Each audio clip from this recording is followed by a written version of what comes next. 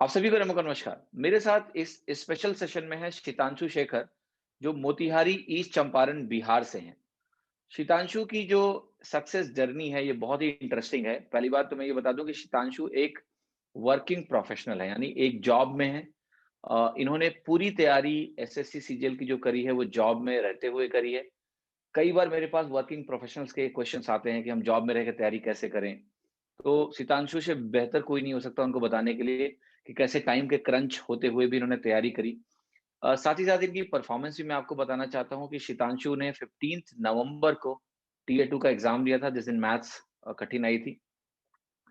उसमें इनके मैथ्स में 185.5 मार्क्स आए हैं, रॉ मार्क्स।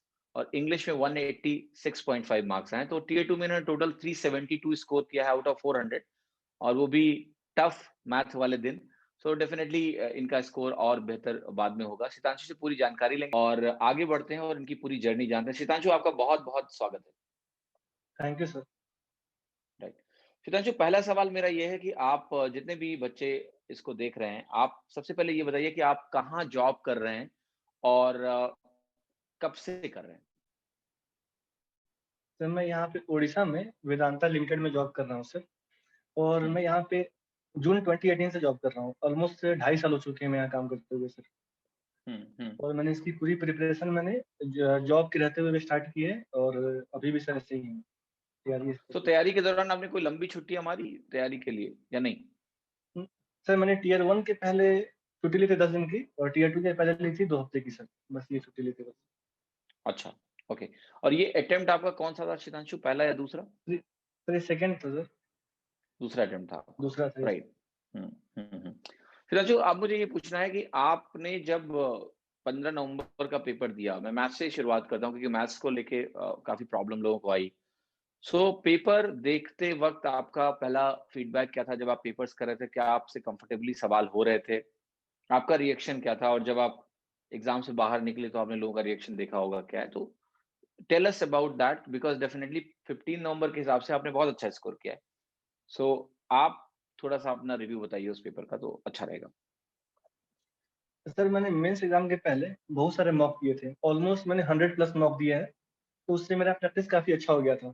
तो मुझे, और हुँ, मैंने जो लास्ट मॉक दिया है सर एग्ज़ाम के पहले, उसमें मेरे 195 स्कोर आए थे। तो मुझे था वेरी कि गुड। मैं अच्छा कर जाऊँगा। तो बस ये था कि मुझे प्रेशर में पैनिक नहीं करना है। कितना टफ पेपर आए, मुझसे नहीं हो रहा है कोई बात नहीं, अगला क्वेश्चन देखूँगा, वो नहीं हो रहा है कोई बात नहीं, अगला। मतलब कभी रुकना नहीं है, और किसी क्वेश्चन में 2 मिनट से ज़्यादा टाइम देना नहीं है। ठीक। तो सर मैंने एग्ज़ाम स्टार्ट किया। पहला क्वेश्चन मेरे पास आया मेंस्ट्रुएशन का। उसमें था कि सर एक सिलेंडर था, उसमें से नीचे से खून निकाल रहे हैं, नीचे ऊपर से।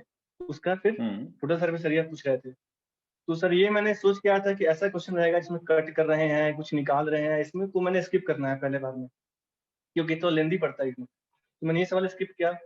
फिर सेकंड सवाल था प्रॉफिट लॉस का, वो सिंपल सा था। तो वो मैंने कर दिया 20-30 सेकंड में। फिर अगला सवाल जो आया रेशियो का था। तो रेशियो में क्या था सर कि एक रेशियो था, उसमें सर वो सिंपल रेशियो थे, उसके टोटल 12 पार्ट्स थे। सेकंड रेशियो में सर ना टोटल 47 पार्ट्स बन रहे थे। तो पहले वाले को 47 से मल्टीप्लाई करना था, दूसरे वाले को 12 से मल्टीप्लाई करना था। उसके बाद कंपेयर करके कुछ वैल्यू पूछ रहे थे वो लोग। तो मैं इसमें लग गया। तो ऑलमोस्ट मेरे 1.5 मिनट हो गए सर। 1.5 मिनट्स कंप्लीट हो गए, और मेरा आंसर नहीं आया। तो फिर थोड़ा परेशानी हुई सर। लेकिन फिर मेरा था कि मेरी स्ट्रेटेजी जैसी मॉक में रही है, वही यहाँ फॉलो करना है। कुछ भी हो जाए, टाइम लग रहा है, क्वेश्चन स्किप करना है। तो मैंने वो क्वेश्चन तुरंत स्किप किया। और फिर आगे मैंने जो-जो सिंपल सवाल आते गए सर, मैं उसको करता चला गया। और फिर मेरे ऑलमोस्ट सारे स्मूथली होते चले गए। बस स्टार्टिंग में मुझे 3 मिनट में प्रॉब्लम आया था। बस ये 2 सवाल थे। एक एक एक को मैंने स्किप किया था, और एक में मेरी कैलकुलेशन थोड़ी फँस गई थी सर। बाकी आगे कुछ प्रॉब्लम नहीं आया, मैं स्मूथली करते चला गया। कितने अटेम्प्ट किए थे आपने शीतांशु? सर 94 किए थे, और 93 सही थे मेरे से। Okay, very good. एक्यूरेसी भी आपकी मतलब बहुत बेहतरीन रही। हुँ, ठीक है। Yes sir. शीतांशु, अब शुरुआत करते हैं थोड़ा-सा आपकी प्रिपरेशन जर्नी की, और इस सेशन को मैं थोड़ा-सा यूटिलाइज़ करूँगा कि इसको देखने के बाद कोई वर्किंग प्रोफेशनल के जो सवाल हैं, वो क्लियर हो जाएँ कि पहले तो हाँ, यस सर। निकाला जा सकता है। कई लोगों को लगता है नौकरी छोड़ के तैयारी करेंगे, मैं उनको मना करता हूँ कि मत करो ऐसा। अनसर्टेनिटी एनवायरनमेंट में आपको जॉब्स नहीं छोड़नी चाहिए।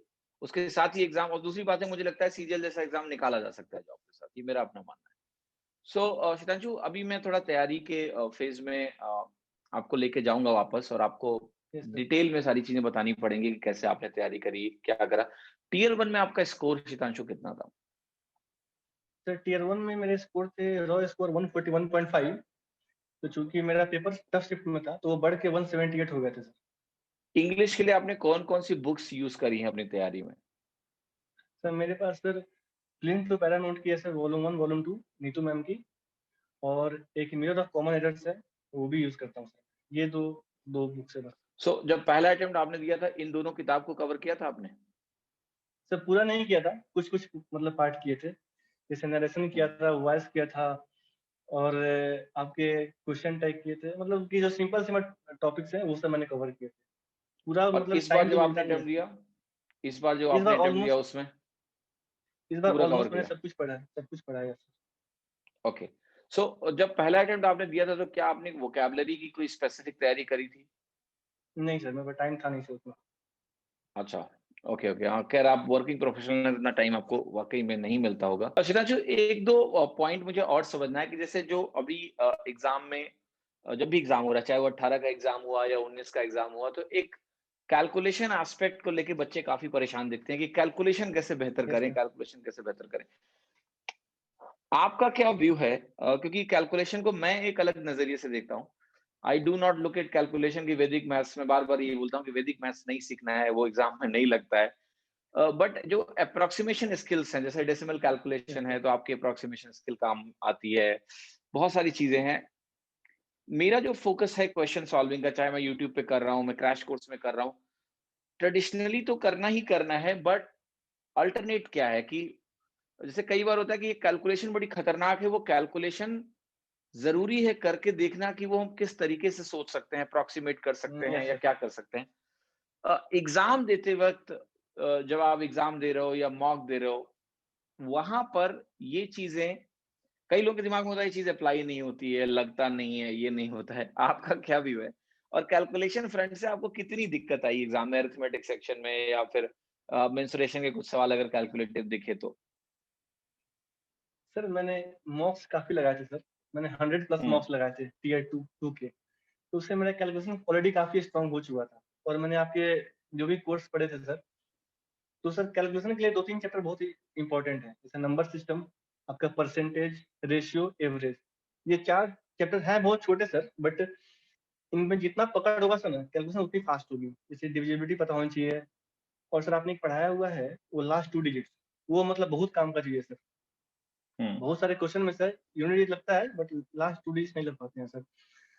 तो सॉरी सर, बहुत सारे क्वेश्चन में यूनिट डिजिट मतलब नहीं लग पाता है, लेकिन लास्ट 2 डिजिट लग जाते हैं सर, तो फिर उसको यूज़ करना है।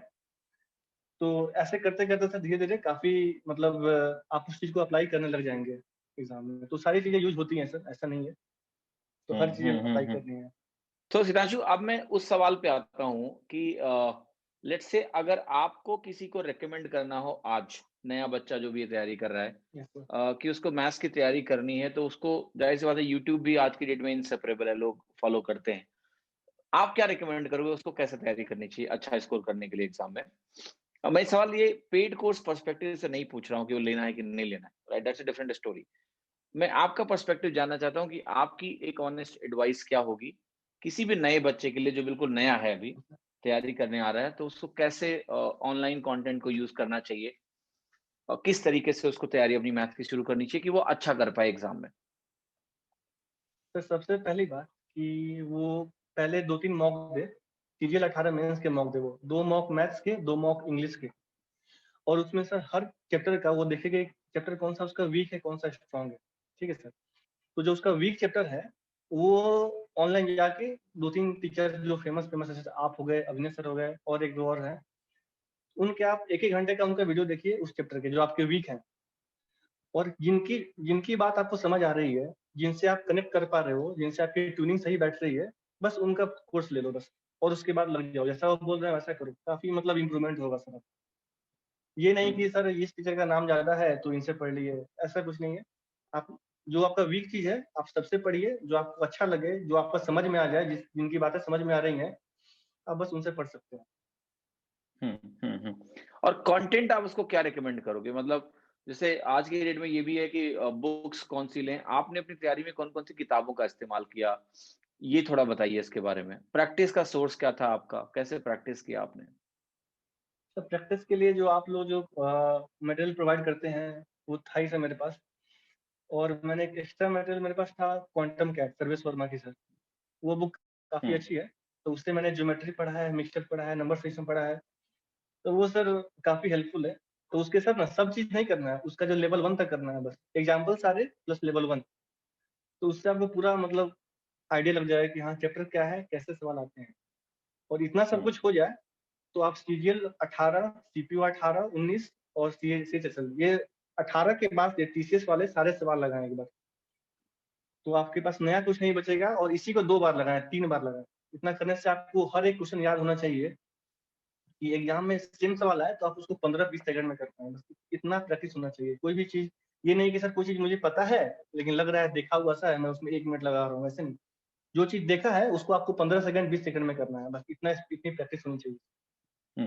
और मेन सिद्धांशु एक चीज़ ये चीज़ है और कि प्रीवियस ईयर क्वेश्चन कहाँ से कहाँ तक करें बच्चे? मतलब आपने बोला 18 के बाद तो करने ही है। आपने क्या 18 के पहले वाले भी किए थे? 18 के पहले बस ज्योमेट्री की थी मैंने सर, और कुछ नहीं किया था। ज्योमेट्री? मेरे पास टाइम का प्रॉब्लम अच्छा, था सर मेरे पास, तो इसलिए मैंने बस टीसीएस वाले सारे लगाए थे और पहले वाले बस ज्योमेट्री की थी और कुछ नहीं सर। एक्स्ट्रा कुछ नहीं करना है, ये काफ़ी है सर। ठीक है। इंग्लिश के सोर्स क्या बताओगे आप नए बच्चे को कि कौन-कौन सा सोर्स यूज़ करे वो इंग्लिश में? सर इंग्लिश के लिए तो नीतू नीतू मैम की 2 बुक है, वॉल्यूम 1, वॉल्यूम 2 वो तो काफ़ी अच्छी है और एक मिरर ऑफ कॉमन एरर्स है, वो भी काफ़ी अच्छी बुक है। और इंग्लिश में सर मैंने एक टीचर को फ़ॉलो किया, अमन वशिष्ठ सर थे यूट्यूब पे। उनके सर फ्री में लेक्चर अरे चलते बहुत हैं बहुत उन्हें। अच्छे टीचर हैं। बिल्कुल, बिल्कुल। हुँ, हुँ। तो वो बहुत अच्छी तरह पढ़ाते हैं, पूरा समझा के पढ़ाते हैं कि ये हुँ, ऐसा हुँ। क्यों हुआ? इंग्लिश में लॉजिक लगाते हैं तो हुँ, उनका काफ़ी अच्छा रहा सर। तो उनको फ़ॉलो कर सकते हैं, हुँ, इतना हुँ, सफिशिएंट है हुँ। सर। ठीक है। Coming to other 2 subjects of prelims Sitanshu, GS और रीजनिंग। सो इन दोनों में आपका प्रिपरेशन सोर्स क्या था? और इसके बाद आप ये बताओ कि प्री में जो आपका स्कोर था 170 के आसपास जो आप बता रहे 8 थे, यस। उनका ब्रेकअप क्या था? 178 ब्रेकअप क्या था सब्जेक्ट वाइज़? तो सर रीज़निंग में क्या है कि वो सिंपली कॉमन सेंस वाली चीज़ है सर। उसमें ज़्यादा कुछ पढ़ने का है नहीं सर। उसमें लेकिन उसमें भी 2-3 टॉपिक है, जो प्रॉब्लम कर सकती है। जैसे काउंटिंग ऑफ फिगर्स है, वो पढ़ना पड़ेगा आपको। डाइस वाली है, वो चीज़ पढ़नी पड़ेगी। तो ओवरऑल सर वो हो जाएगा सर, उसमें ज़्यादा कुछ नहीं करना है। बस जो टॉपिक में प्रॉब्लम आ रहा है आपको, यूट्यूब पे सर्च करो, उसके आधे घंटे, 1 घंटे के लेक्चर देख लो, कंप्लीट हो गया। बाकी सर जीके के लिए, जीके में सर एक कैप्सूल आती है अड्डा की, अड्डा 247 की हुँ, एक 120 पेज की कैप्सूल आती है सर, उसमें कंप्लीट दिया हुआ है, हिस्ट्री, पॉलिटी, इकोनॉमिक्स, ज्योग्राफी सब कुछ। तो आप उसको एक बार रिवाइज़ कर जाएँ और उसके साथ-साथ प्रीवियस ईयर का वो किरण से लगाना शुरू कर दें। ऐसा करने से सर प्रीवियस ईयर पूरा याद हो जाएगा आपको। एक-एक पॉइंट दिया हुआ है उसमें, काफ़ी अच्छी बुक है सर वो। तो उससे मैंने पूरा किया था और करंट अफ़ेयर के लिए सर मैंने वो गौरव गर्ग से पढ़ता था मैं सर। गौरव गर्ग हुँ, स्टडी आईक्यू वाले हुँ, से। हुँ, राइट। और ये लूसेंट नहीं पढ़ा आपने? नहीं सर, वो मेरे को देख के डर लगता है सर, वो बहुत बहुत मोटी बुक है सर। बट उसको पढ़े बगैर लोग कहते हैं ना कि वो रिचुअल पूरा नहीं होता है जीएस का, ठीक है?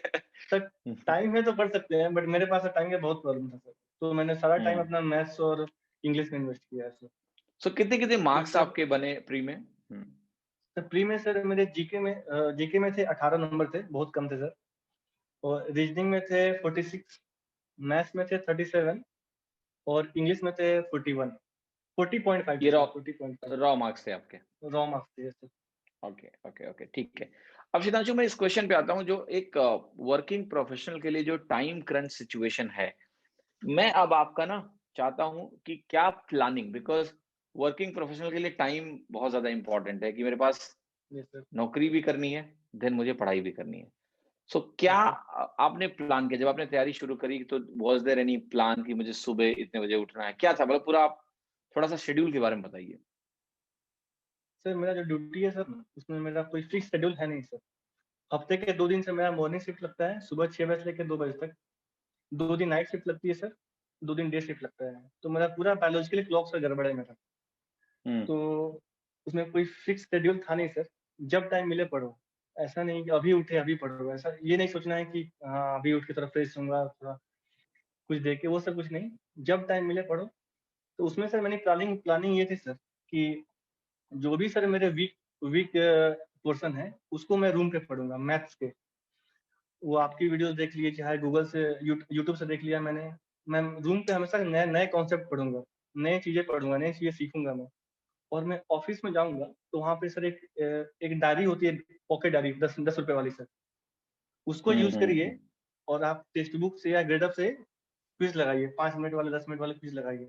जो चीज़ आपकी स्ट्रॉन्ग है, जैसे मान लीजिए कि आपका सिंपल इंटरेस्ट स्ट्रॉन्ग है, 5 मिनट का क्विज़ दे दीजिए वहाँ पे। ऐसे करते ऑफ़िस में ही अगर आप चाहें तो 3-4 चैप्टर रिवाइज़ कर सकते हैं क्विज़ देके बस। पर उससे क्या होगा सर कि स्पीड भी बढ़ जाएगी, एक्यूरेसी भी बढ़ जाएगी और आपके चैप्टर भी रिवाइज़ हो जाएँगे पहले वाले।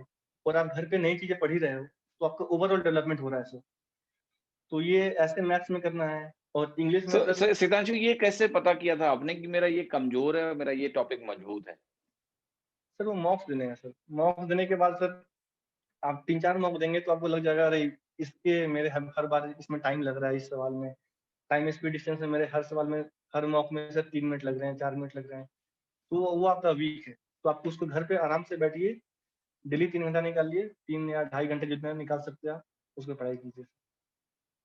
हुँ, हुँ, तो हुँ, मतलब हुँ। कि सिंपल सी है कि सर रूम पे नई चीज़ें पढ़नी है और ऑफ़िस में आपको रिवाइज़ करना है। मोबाइल में फ़ॉर्मूले आपको होने चाहिए, पीडीएफ, उसको रिवाइज़ कर सकते हैं। जैसे कि सर आप जा रहे हैं तो ट्रैवलिंग में पढ़ सकते हैं। जैसे मैं बस से जाता हूँ सर, तो बस में मैं पढ़ता हूँ, फ़ॉर्मूला रिवाइज़ करता हूँ। आते टाइम मैं रिवाइज़ करता हूँ सर। फिर लंच कर रहा हूँ सर मैं, तो वहाँ पे किसी से बात-वात नहीं करना है। लंच कर रहे हैं तो आप मोबाइल निकालिए, वहाँ पे आप ये वोकैब देख सकते हैं, वन वर्ड याद कर सकते हैं। मतलब सिंपल सी बात है सर, टाइम कम है तो आपको हर जगह यूटिलाइज़ करना है। हुँ, हुँ, हुँ, हुँ। सो सितांशु, मैं यही पूछना चाह रहा हूँ कि जैसे आप यूजुअली लेट्स से आपका अगर ऑफ़िस 6 से 2 वाला शेड्यूल शिफ्ट चल रहा है, सो आप यस बता सर। सकते हो उस दिन आप कैसे-कैसे पढ़ाई करते थे तो सर मैं अलार्म लगाता हूँ 4:30 का सर, सुबह में। सुबह? हुँ, यस सर। तो बहुत मुश्किल से उठता हूँ मैं अलार्म से सर। फ्रेश-व्रेश होके मैं, मेरी 5 बजे बस आती है सर यहाँ से। तो मैं बस से पकड़ूँगा और 5:30 को मैं प्लांट पहुँच जाऊँगा। तो बीच में हुँ, आप चाहें तो कोई चीज़ें रिवाइज़ कर सकते हैं या ईयरफ़ोन लगा के आप वोकैब की वीडियोज़ देख सकते हैं, कुछ भी कर सकते हैं मतलब जो आप पॉसिबल है।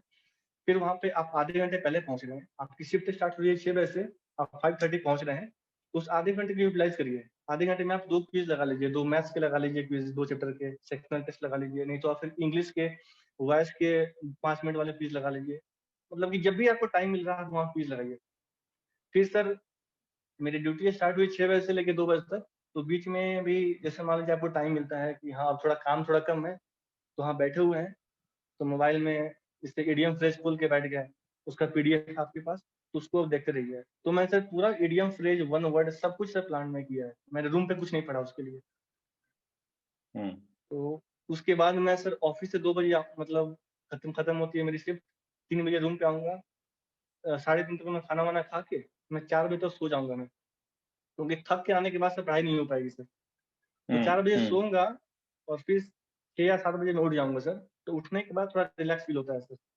उठने के बाद थोड़ा आदमी एनर्जेटिक होता है सर। तो 7 बजे उठिए, फिर 7 से लेके 10 बजे या 11 बजे तक पढ़ाई कीजिए। मतलब कि उठने के बाद आपको कंटीन्यूअस पढ़ाई करना है लगातार, क्योंकि जब तक मोमेंटम नहीं होगा तो फिर आप चीज़ें याद नहीं कर पाएँगे। लगातार पढ़नी है, फ्लो होना चाहिए। फिर 11-12 बजे खाना खाइए, फिर सो जाइए। फिर अगले दिन सुबह उठिए 4:30 में। हुँ, हुँ। तो सिद्धांत जी, गुस्सा नहीं आती कभी कि इतना काम तो और बहुत पढ़ाई सब किए जा रहे हैं, ठीक है? यहाँ बाकी लोग मज़े ले रहे हैं, आपके साथ के लोग तो जॉब-वॉब आता में है होंगे, सर। वीकेंड पार्टीज़ कर रहे होंगे। तो ये फ्रस्ट्रेशन होती है क्या कि किस तरह का एक अजीब जंगली वाला शेड्यूल लेके चल रहे हैं हम लोग, जहाँ पर उठते पढ़ाई करनी है, सोते पढ़ाई करनी है, दिन में ऑफ़िस में भी खोजना है कि पढ़ना है। तो वो थोड़ा बताइए किस तरह का कभी ऐसा होता था कि बर्नआउट हो गया अब छोड़ो, ठीक है? यस सर, बहुत बार हुआ है सर ऐसा कि फ्रस्ट्रेट होता हूँ बहुत ज़्यादा कि मैं सोचता हूँ कि मैं जिनसे कम्पीट कर रहा हूँ, मैं वो आईआईटीएन्स हैं, यूपीएससी वाले हैं, वो दिन भर अपना टाइम पढ़ाई में दे रहे हैं। मैं यहाँ पे 5 मिनट यहाँ से निकाल रहा हूँ, 5 मिनट वहाँ से निकाल रहा हूँ, मैं कैसे कम्पीट कर पाऊँगा? तो डाउट होता है ऐसा थोड़ा-सा। लेकिन वही है कि सर खुद पे ट्रस्ट करना पड़ेगा कि आपकी जो प्लानिंग है, अब उसको मतलब उस पे स्टक करिए और मतलब कंटिन्यूटी कभी लूज़ नहीं करनी है, लगातार पढ़ते रहना है। जैसे कि 5 मिनट, ये नहीं कि घर जा रहे हैं, टाइम मिला तो अब घर चले गए। आपको टाइम मिल रहा है तो आप यहीं पे बैठ के इसी को पढ़िए। उससे आप जो पीछे वाली चीज़ें हैं वो रिवाइज़ करिए। उससे मतलब आपका फ्लो बना रहेगा सर। तो मैं जब भी मैं सर मतलब मेरे को छुट्टी मिलती है सर, मैं घर नहीं जाता हूँ, मैं यहीं पे रहता हूँ सर, रूम पे ही रहता हूँ। घर जाऊँगा तो घर अच्छा, में वहीं पढ़ाई हो पढ़ाई। नहीं पाएगी सर। यस। फिलहाल एक एक सवाल मेरा यहाँ ये भी है कि जैसे लेट्स से कि प्लानिंग का कितना इम्पोर्टेंस होता है एक वर्किंग प्रोफेशनल के लिए? क्या आप प्लानिंग करते थे कि इस वीक में मुझे इतना चीज़ें करनी है, एक दिन में सारे सब्जेक्ट पढ़ते थे या मतलब कैसे आप करते थे? थोड़ा-सा और डिटेल में जानना चाहता हूँ। तो प्लानिंग बहुत ज़रूरी है सर, क्योंकि आपके पास जब टाइम का क्रंच है सर, तो आपको अपने प्लान पे स्टिक करना है। जैसे मेरा प्लानिंग होता था कि सर मैं कोई नई चीज़ें पढ़ रहा हूँ, जैसे मान लीजिए कि मुझे सिंपल इंटरेस्ट रिवाइज़ करना है, तो मेरा प्लान था कि मैं 3 दिन में रिवाइज़ कर लूँगा उसको, 3 दिन में 100 क्वेश्चन लगा लूँगा। क्योंकि सर उसमें ना जैसे मान लीजिए आज मैं पढ़ रहा हूँ तो मुझे 2 घंटे मिल पाएँगे बस। 2 घंटे में मैं मान लीजिए कि सर 50 क्वेश्चन कर पाया, नए क्वेश्चन। फिर मैं अगले दिन मुझे अगले दिन टाइम मिलेगा, कल टाइम मिलेगा। फिर मैं उसके 50 क्वेश्चन करूँगा। फिर मैं परसों प्रीवियस ईयर करूँगा उसी उसी चैप्टर के। तो मेरे को सर एक-एक चैप्टर के सर 3 दिन लगते हैं, 4 दिन लगते हैं। तो काफ़ी सर मतलब एग्ज़ॉस्टिंग वाला चीज़ है सर। और बाकी कुछ-कुछ चीज़ आप मतलब ऑफ़िस में बैठे हैं तो वहाँ भी कर सकते हैं। तो आपको ऐसा करना है कि आप साथ में साथ सारी चीज़ें कर रहे हैं। ये नहीं कि मैं मैथ्स पढ़ रहा हूँ तो इंग्लिश मैंने छोड़ दिया पूरा 2 हफ्ते हो गए, ऐसा नहीं। आपको ऐसा प्लान स्टडी मतलब पढ़ना है कि आपको इंग्लिश हमेशा आप ऑफ़िस में कर सकते हैं। इंग्लिश में कुछ नहीं है, बस याद करना है सिर्फ़। कि आपको मेन वोकैब है, वन वर्ड है, इडियम फ्रेज़ है। आप मोबाइल में पीडीएफ है उसका वो देख सकते हैं। चाहे आप ऑफ़िस में हैं तो फ़ॉर्मूला रिवाइज़ कर सकते हैं। रूम पे बस आपको कॉन्सेप्ट सीखना है, नए-नए कॉन्सेप्ट सीखने हैं। या जो आपका वीक है हुँ, उस पे पढ़ना है। तो प्लानिंग काफ़ी हुँ, इम्पोर्टेंट हुँ, हुँ। अब मैं आ रहा हूँ मॉक की स्ट्रैटेजी में। जैसे आप मॉक अगर देते हैं शिनाचो, आपने तो इतने सारे मॉक्स दिए हैं, तो मॉक का आपका टाइम क्या होता था? है। सर मॉक का टाइम ऐज़ इन सर मतलब कोई फिक्स टाइम था कि मैं इस इतने से इतने बजे तक मॉक देना है या फिर नहीं सर, रैंडमली कभी भी? हुँ, सर जब भी टाइम मिले तो मॉक देने लगे सर, क्योंकि टाइम का प्रॉब्लम है सर। जैसे मान लीजिए कि आज मैं ऑफ़िस से आया, उठा तो मन किया कि आज मॉक देना है सर मुझे, तो मैं मॉक हुँ, दे दूँगा। कि फिर आज मैंने मॉक दिया जो मेरे क्वेश्चन गलत हो गए, तो मैं वो चैप्टर मेरे वीक है, तो मैं उनको कल दोबारा पढ़ूँगा मैं। उनको आपकी वीडियोज़ देखूँगा मैं, उनको अग्नि सर की वीडियोज़ देखूँगा मैं, तो उनको रिवाइज़ करूँगा। तो ऐसा कुछ प्लान नहीं था कि मॉक इस दिन ही देना है। जितने जब मूड बने सर मॉक दे दो। मन नहीं कर हुँ, रहा है मॉक दे दो, कुछ समझ नहीं आ रहा है तो मॉक दे दो, ऐसा। हुँ। तो मॉक की जब आप एनालिसिस करते थे शितांशु, हाँ, तो यस सर। किन-किन पैरामीटर्स पे आप फ़ोकस करते हो? क्योंकि एनालिसिस में बहुत सारी एनालिटिक्स मौजूद है आज की डेट में। पर क्वेश्चन टाइम कितना है, टॉपर ने कितना टाइम लिया है। सो आपके एनालिसिस के पॉइंटर्स क्या थे? और आफ्टर ए मॉक आप क्या कर रहे थे? जैसे एक मॉक आपने दिया, आपने बोला वीक एरियाज़ आइडेंटिफाई कर लिए मैंने और उसको रिवाइज़ किया। इसके अलावा भी कुछ था कि जो क्वेश्चन गलत हुए उनको नोट करना या फिर काइंड ऑफ क्या क्या प्रोसेस था आपका मॉक का? सर मॉक में था कि जो क्वेश्चन मेरे गलत हो रहे हैं, वो मुझे नोट करने हैं, या जो मैं स्किप कर रहा हूँ वो नोट करने हैं। प्लस जिस क्वेश्चन में ज़्यादा टाइम मैंने लगा दिया, मैं 2 मिनट लगा दिया, 3 मिनट लगा दिए, वो भी मेरा वीक चैप्टर है, तो मुझे उन उसको भी नोट करना है और उनको सारों को एक रजिस्टर में लिखना है। और 2 हफ्ते बाद, 1 हफ्ते बाद उनको जब भी टाइम मिले पूरा रिवाइज़ करना है कि मैं ये गलती हुआ क्यों? अगर वो मेरा मैं गलती बार-बार कर रहा हूँ, तो मुझे चैप्टर फिर दोबारा पढ़ना पड़ेगा, तो मैं उसको दोबारा पढ़ूँगा सर। दोबारा स्टार्टिंग से पढ़ूँगा, उसमें 100 क्वेश्चन लगाऊँगा, फिर वो चैप्टर मेरा स्ट्रॉन्ग हो जाएगा सर। तो ऐसे हुँ। है सर। ओके। हुँ। ठीक है। सिद्धांशु, अब मैं मॉक टेस्ट पर आता हूँ कि कई बच्चों की ये स्ट्रैटेजी होती है कि मॉक कब देना शुरू करें, उन्हें लगता है जब सिलेबस खत्म होगा तब वो मॉक देंगे। कुछ लोग ये कहते हैं नहीं मॉक आप शुरू से ही दो। आपके हिसाब से मॉक कब देना शुरू कर देना चाहिए? सर जब भी आपको लगे कि आपने ऑलमोस्ट हाफ सिलेबस कंप्लीट कर लिया है, तब से आप मॉक दे सकते हैं। वेट मत हुँ, करिए कि मैं 80% कर लूँगा, 90% कर लूँगा तब मैं मॉक दूँगा। क्योंकि सर इसमें जो चैप्टर है, एवरेज है, रेशियो है, सिंपल इंटरेस्ट है, ये सब थोड़ा बहुत सबको पता है। आप टाइम लेंगे लेकिन आप उसको कर पाएँगे। तो मॉक देने से आपकी स्पीड बढ़ेगी, कौन से क्वेश्चन स्किप करने हैं वो मालूम चलेगा और आपके वीक क्वेश्चन मालूम चलेंगे। तो आपको मॉक स्टार्टिंग से ही देने हैं। जितने मॉक हो सके उतने मॉक दीजिए। हुँ, और जो भी उसके ग्रे एरियाज़ हैं आपके, उनको आइडेंटिफ़ाई करके उनको दोबारा पढ़िए। फिर उनको अगले मतलब अगले मॉक्स में उनको अप्लाई करिए। आपसे हो पा रहे हैं कि नहीं हो पा रहे हैं, नहीं हो पा रहे हैं फिर दोबारा पढ़िए उनको। तो सर मॉक का सर बहुत बड़ा रोल है सर। हुँ, हुँ।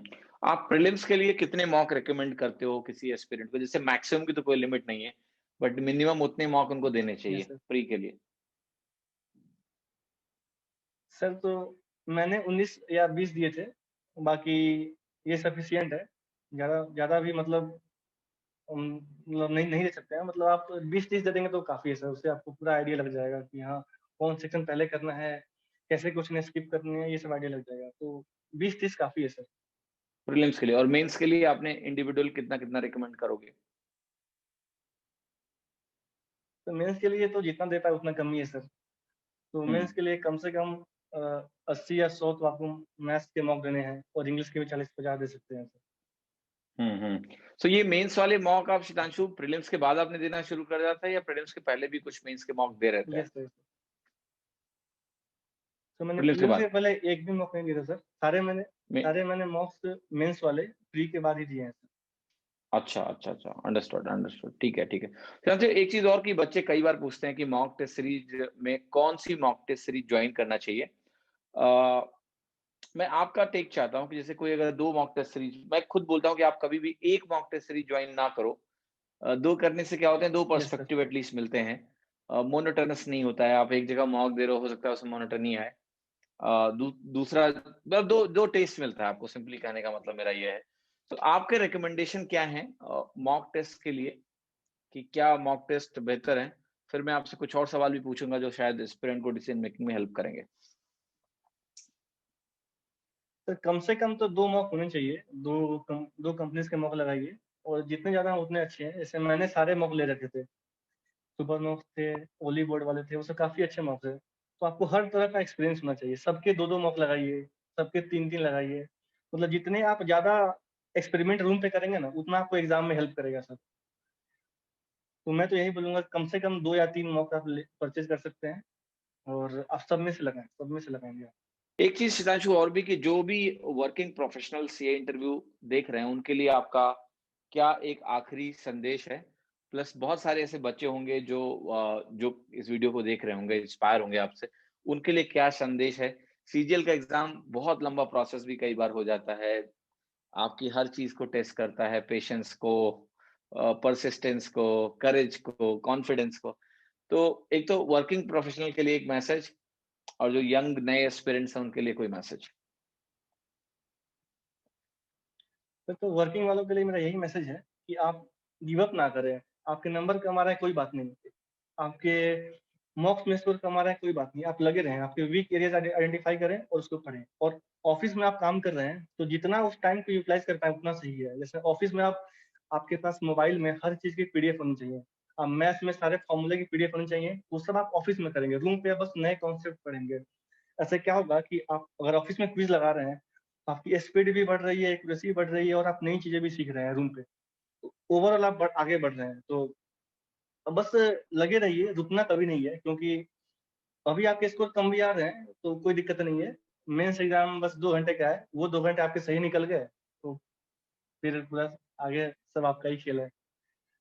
और हुँ, बाकी हुँ। लोगों के लिए सर वही बोलूँगा कि जब मैं इतने से टाइम क्रंच होने के बावजूद कर सकता हूँ, तो आप तो एकदम आराम से कर सकते हैं। बस प्लानिंग सही रखनी है। ये नहीं कि जो मेरे स्ट्रॉन्ग एरियाज़ हैं, मैं उसको दिन भर उसी उसी को पढ़े जा रहा हूँ, ऐसे नहीं। आपकी जो वीक चीज़ है ना, आप उसको 2 जगह पढ़िए, 2 बार पढ़िए, 3 बार पढ़िए, 2-3 जगह से पढ़िए। जैसे मान लीजिए सर कि मेरा जो वीक पोर्शन था, मैं उसको आपसे पढ़ा, आपके 100 क्वेश्चन लगाए। फिर मैं सेम चीज़ को क्वांटम कैट से पढ़ा मैं, उसमें 50 क्वेश्चन दिए हैं, मैं उसको लगाया। फिर दोबारा आपकी वीडियोज़ देखे, फिर लगाया। उससे मतलब क्या हुआ कि जो मेरा वीक चीज़ है, वो मेरा स्ट्रॉन्ग पॉइंट हो गया सर। तो मेरे स्कोर धीरे-धीरे इम्प्रूव करते चले गए। तो सर मैंने 140 से मैंने 195 तक स्कोर किया है मेंस में, मतलब मॉक में सर। तो ये तभी पॉसिबल है जब आप आइडेंटिफ़ाई कर पाएँगे, प्लानिंग सही रहेगी आपकी, तो हुँ, ये काफ़ी हुँ। ज़रूरी है सर। Right, right. सुधांशु आपको बहुत-बहुत शुभकामनाएँ। पहली बात तो जो भी टियर 2, टियर 3 का रिज़ल्ट आए, मुझे उम्मीद है आपकी एक अच्छी रैंक आएगी, और अ, आगे भी रैंक आने के बाद भी मैं आपको फिर से इनवाइट करूँगा और एक और कन्वर्सेशन करेंगे। तो जो भी एस्पिरेंट्स हैं, वर्किंग प्रोफेशनल्स, अगर आपको लगता है कि हमने कोई सवाल आपका कवर नहीं किया और आप सितांशु से जानना चाहते हैं वो सवाल, तो कमेंट में डाल दीजिएगा, तो नेक्स्ट कन्वर्सेशन में हम लोग उसको भी कवर करेंगे।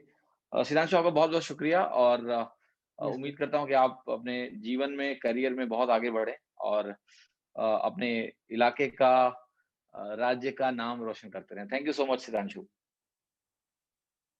Thank you very much sir, thank you very much.